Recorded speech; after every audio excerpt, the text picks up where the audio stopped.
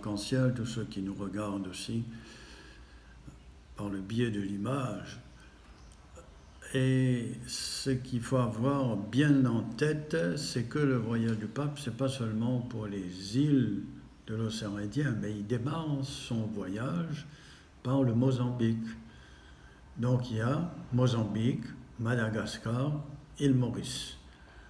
Et ainsi, le pape François montre son intérêt pour les périphéries, parce qu'on est loin de Rome. Et son attention pour les îles les plus éloignées. Donc, c'est un voyage pèlerinage, parce que lui-même l'a dit, il est pèlerin de paix, pèlerin de la paix. Les situations sont différentes au Mozambique, à Mada et puis à l'île Maurice. Mais partout, nous avons besoin de paix. On a besoin de construire la paix. Aussi bien à l'intérieur de l'Église que dans l'ensemble de la société. Et certainement que le pape va nous rappeler d'une manière ou d'une autre les 4 piliers de la paix que Jean XXIII avait donnés à l'époque: l'amour, la vérité, la justice et la liberté. Voilà pour le paysage d'ensemble, si je puis dire. Et nous ne devons pas oublier que le pape François est le pape de l'écologie et de l'écologie intégrale. Alors certainement qu'à Madagascar et à Maurice, il va insister là-dessus. Et il y a aussi le dialogue interreligieux. N'oublions pas la rencontre de février 2019 à Abu Dhabi entre lui-même, le pape François, et l'imam d'Al-Azhar au Caire.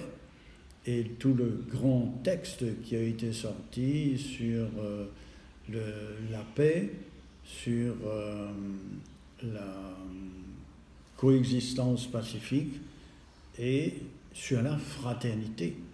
Et que les religions doivent justement porter une contribution là-dessus. Gardons en mémoire effectivement que le pape François est le pape de l'écologie intégrale.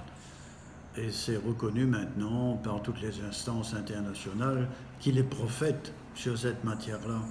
Alors déjà, il y a 30 ans, lorsque le pape Jean-Paul II avait fait sa visite dans nos îles, dans l'Indienne Océanie, à Madagascar notamment, il avait insisté sur le respect de la nature, sur l'écologie, vu la pratique de la culture sur brûlis à Mada, c'est-à-dire on brûle les herbes, on brûle les petits arbustes là, pour avoir de la cendre et cultiver, mais ça durcit le sol et ça fait de la brique.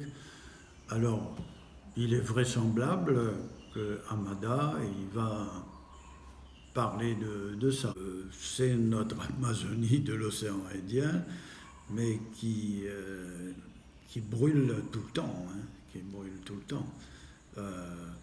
On dit parfois que l'Amazonie est un poumon qui fonctionne à l'envers parce que le poumon, il rejette du gaz carbonique et puis il respire de l'oxygène et la forêt fonctionne à l'envers.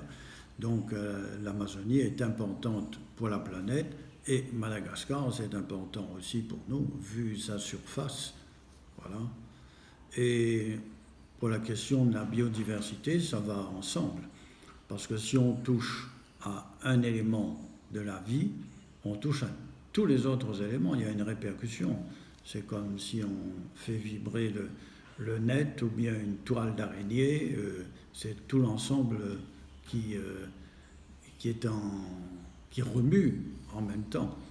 Donc c'est notre devoir de développer l'écologie intégrale et de préserver notre biodiversité. Ce que nous attendons, premièrement, c'est une dynamisation, une vitalisation de la foi. C'est la même foi qui est partagée dans toutes nos îles avec les catholiques.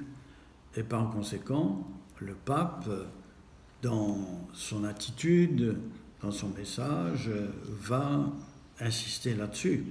Et aussi bien à Madagascar qu'à l'île Maurice, il va célébrer les Eucharisties, mais il va aussi à Mada se recueillir sur la tombe de Victoire Assomanarive, qui a son monument devant la cathédrale de Andoual, et à l'île Maurice, il ira se recueillir sur la tombe du Père Laval.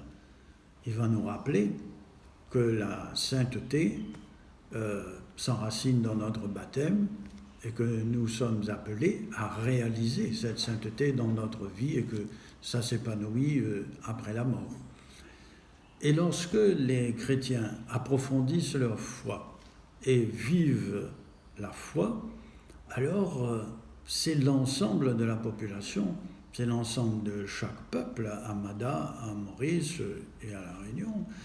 C'est l'Église qui est vitalisée, mais les chrétiens, les catholiques ne sont pas en dehors de la société.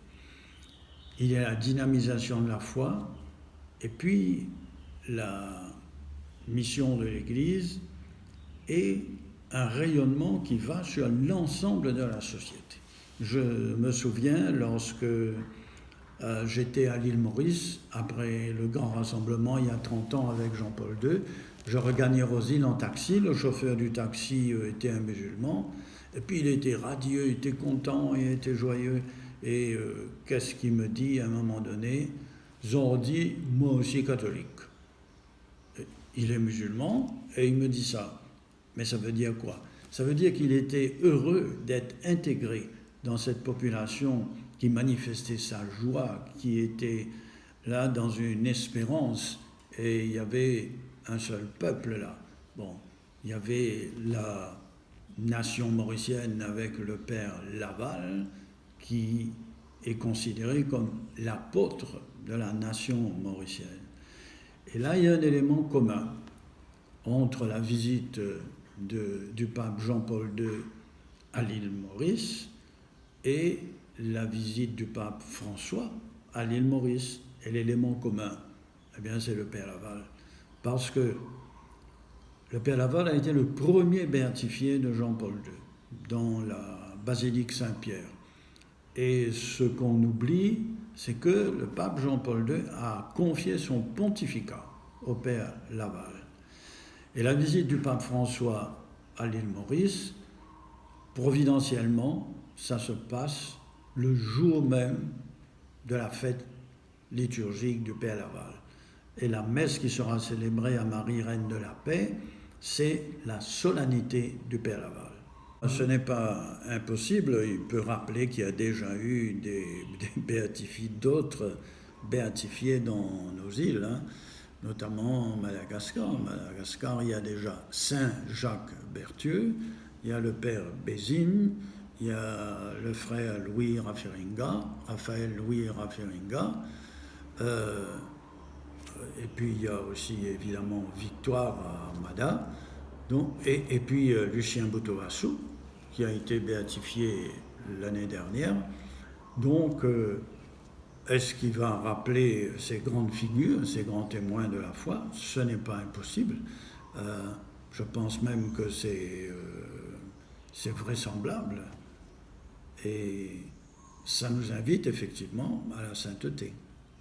Je ne sais pas si c'est François ou un autre, mais nous espérons bien que la cause de béatification de Marie-Madeleine de la Croix, qui est la fondatrice de la Congrégation des Filles de Marie, puisse avancer. Non, le pape ne parlera pas malgache ni créole mauricien, non, il va parler en italien. Et il y aura des traductions alternées, italien, et puis on reprend en malgache, et puis italien, et on reprendra en français à l'île Maurice, avec la prière universelle. La prière universelle à l'île Maurice sera en 5 langues. Donc il y aura le créole mauricien, il y aura l'anglais, le français, il y aura une langue indienne, le créole rodriguais, il y aura une expression, je dirais, de cette corde culturelle, si on peut dire, hein, à travers la langue. Et il y a aussi les rythmes, il y aura aussi les gestes. À l'île Maurice, il y aura des chapeaux de paille là, pour toutes les personnes qui seront badgées dans la zone la plus proche du podium. Et certainement que les rythmes, les gestes, tout ça, ça va, je dirais, faire vibrer la corde du créole argentin qu'est le pape François. Et il ne sera pas dépaysé, ni à Madagascar, ni à l'île Maurice. Moi, je vais lui dire, en italien, Benvenuto Santo Padre. Voilà, sei a casa. Voilà, bienvenue, très sympa, vous êtes chez vous, vous êtes à la maison.